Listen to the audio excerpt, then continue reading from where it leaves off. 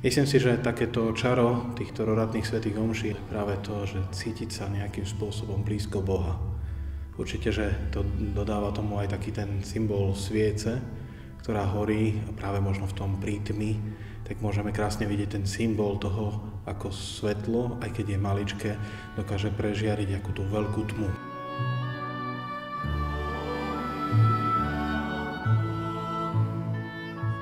V Evanjeliu sa často hovorí o svetle.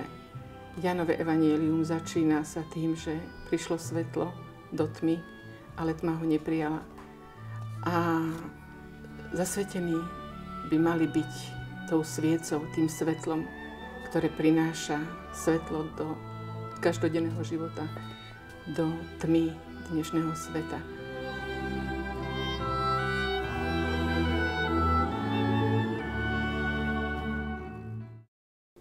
Pán Ježiš, keď prišiel na svet, tak povedal, priniesol som oheň a chcem, aby horel. A my ako reholníci by sme mali byť prví, ktorí horíme. Mali by sme horieť, vydávať teplo, svetlo, nie čmudiť. Jasné, že dnes je doba, kedy sme aj my ponorení do množstva práce, činností, pracovných povinností, reholných povinností, ale toto všetko nás nesmie obrať o čas, ktorý máme venovať Bohu. Je krásne vidieť práve tú takú symboliku medzi svetlom sviece a vlastne aj Kristom, ktorý k nám prichádza. Veľakrát zažívame v našich srdciach takú temnotu, ktorú by sme mohli prirovnať skôr takej beznádeji, nejakej bezútešnej situácii, ťažkému životu, bolestiam alebo chorobám, ktoré máme. To všetko, čo nás nejako trápi, tlačí, gňaví.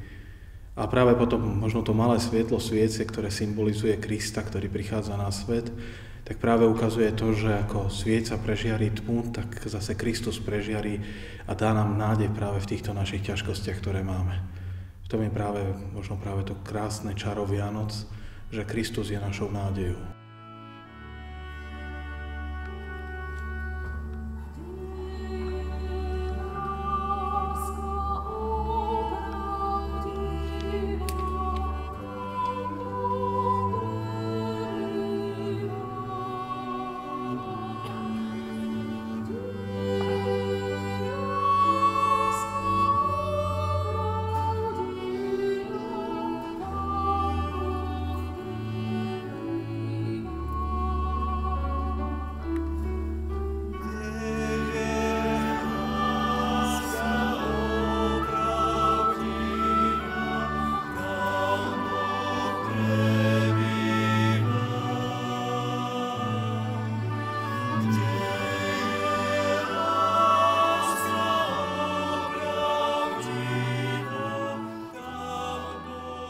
Zasvetený život je veľmi dôležitý v dnešnom svete, v dnešnom období, lebo Boh nás chcel a Boh nás chce a má pre nás aj poslanie. Ide o to, aby sme my to poslanie naozaj našli v dnešnej dobe, v dnešných potrebách pre dnešného človeka.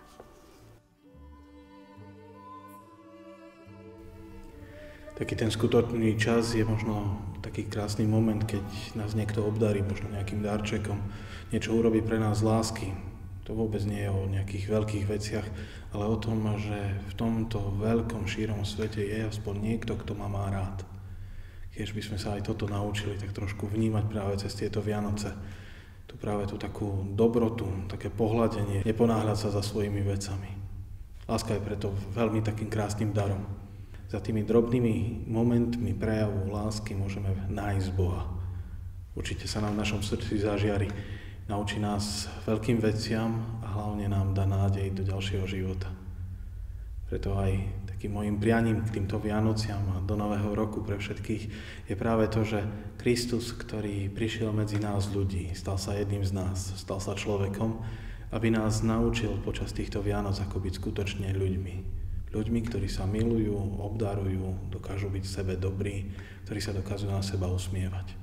Nech je celý rok takýto ľudský pre nás všetkých.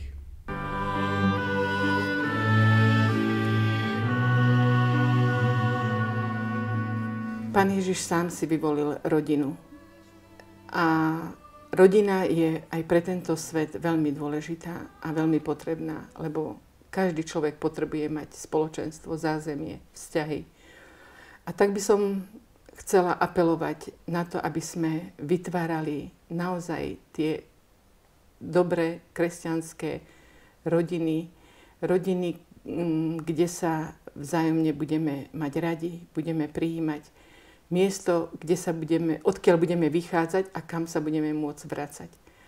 A tak by som prijala každému z nás, aby sme mali to zázemie rodiny, či tej pokrvnej rodiny, alebo aj tej reholnej rodiny, lebo aj tá reholná rodina tvorí zázemie pre nás. Tak nech tento ďalší rok je takým upevnením našich vzťahov.